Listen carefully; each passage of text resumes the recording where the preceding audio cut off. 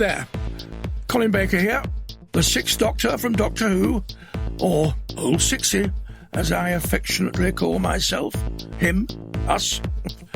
Let me welcome you into the TARDIS.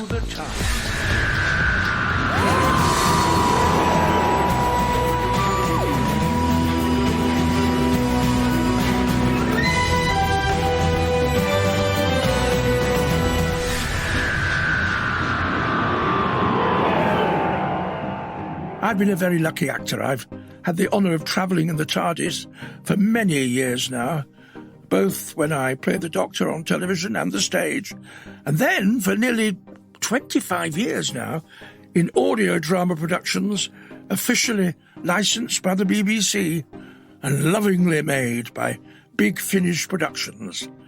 And that's what this podcast is all about. Doctor Who audio drama from Big Finish.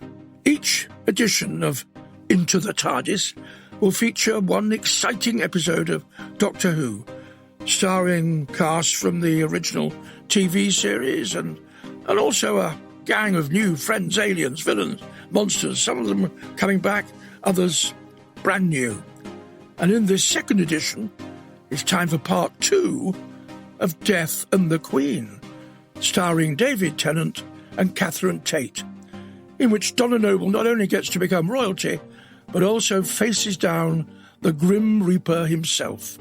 Now, you can nip back and listen to that first episode of the podcast now, but if you want to hop on straight away, or if life's just too busy for you to bother to remember what happened last time, I've got a little handy recap for you. So, when Donna meets Crown Prince Rudolph in France in the 1780s, it looks like her luck with men is finally turning a corner. But as she plays roulette, the game becomes literal, despite the Doctor's best efforts at playing gooseberry. So what's the mystery behind Gorotania? Why hasn't the Doctor heard of it? And then there's the small print on the Royal Standard that the Crown Prince is being so evasive about. What's all that about? And after ditching the Doctor, an awkward reunion awaits the Doctor and Donna as they face a mysterious cloud that brings destruction in a very real sense. Yes, the Doctor definitely has a bone to pick with death and the Queen. Now, keep an ear out for the real champion who comes to the Doctor's rescue. I'll be back with you at the end of the episode with further fun facts for you and a brief farewell. Catch you on the other side. In the meanwhile, here we go. Here is episode 2 of Death and the Queen. Big Finish. We love stories. Between you and me, Donna had a lucky escape. Mother, or indeed mother-in-law. One overbearing soul is enough, but at least she wasn't married. That would have been the death of her, in a very figurative and literal way. I once went to get myself a drink in a bar on the South Bank. There was an event going on, a big Doctor Who event, and as I stood at the bar, I recognised an actress. I thought I knew her, and I did know her because she plays Donna. And she was doing something at the National Theatre and had done exactly the same thing. She was escaping for a drink, so we caught each other's eye and smiled and started chatting. And it's the only time I've ever met her. What a lovely lady. We had a great laugh. So listening to her playing the wonderful Donna has been a joy. What a good actress. And a lovely lady. So before I wish you a fond farewell, there's time for a little peek behind the scenes of the making of this story. Because back in 2017, when this episode was made, Blake Ritson, Beth Chalmers, and Alice Krieger had this to say about the story. It's very exciting. I feel as I'm kind of ticking off all the Doctors, it's very exciting. So I watched a lot of these ones. So and they're lovely. It's very delightful to work with them. Enchanté, really and truly, madam. Is your friend all right? He appears to be muttering a lot. He does that. Why? Then, if he is quite well, permit me to have the pleasure of showing you Roulette. I think it's quite light, my character. I feel like I put a lot of dark characters for Big Finish. I think Rudolph is a bit of an incurable romantic, so it's quite nice playing a kind of a lighter character, which isn't to say that he doesn't have a terrible dark secret, because who doesn't these days? But no, I've loved it. I think it's very witty, the writing. I think it's very spry and funny.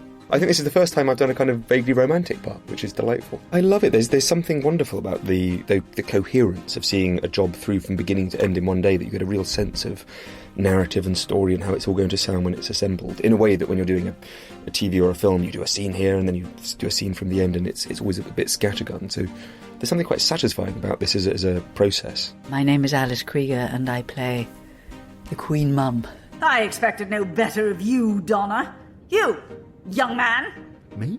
If you are no doubt some hastily discarded paramour come to reclaim this gold-digging minx, let me assure you that you would ordinarily be most welcome. Regrettably, however, she is engaged to be crowned queen at my son's coronation. I think it was very clear in the script where she was headed, and as we did it, it became clearer and clearer that she was a rather horrible piece of work. Massively opinionated, very authoritarian, dictatorial even. Only ever has had her own way. I think she's ruled Goratania with a rod of iron.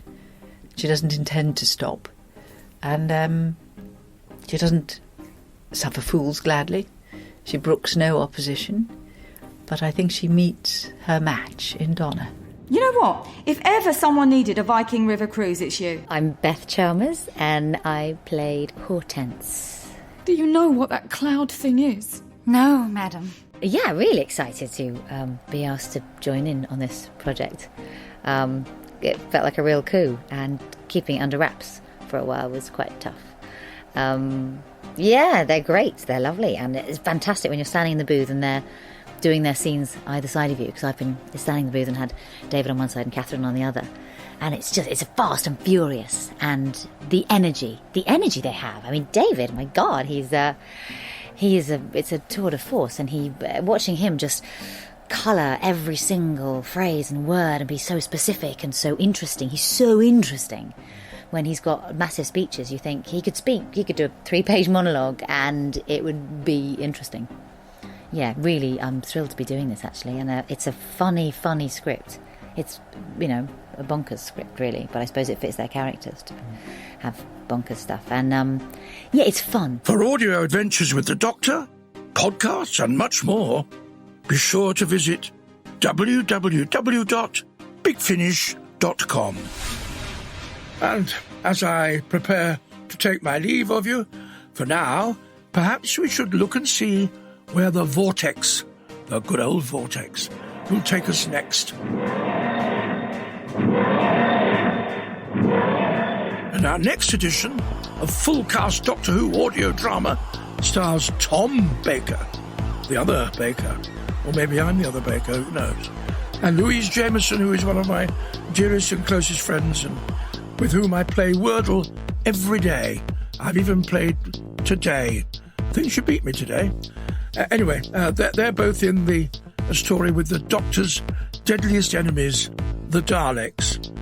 I bet they can't play Wordle. So what's the connection between the National Gallery and a base on the moon? Does a radical thinker called Damien Stevens have all the answers, or is something more sinister at work? And do you know what sinister means? It's the Latin for left. Just thought I'd let you know that. Will the most evil creatures in the universe return to claim ultimate victory once and for all? Find out soon about Tom and Louise and the Daleks as you come with me into the TARDIS. You've been listening to Into the TARDIS, hosted by me, Colin Baker, and produced by Ian Meadows. Supervising producer was Lizzie Wursdell, and executive producers are Nicholas Briggs and Jason Haig-Ellery.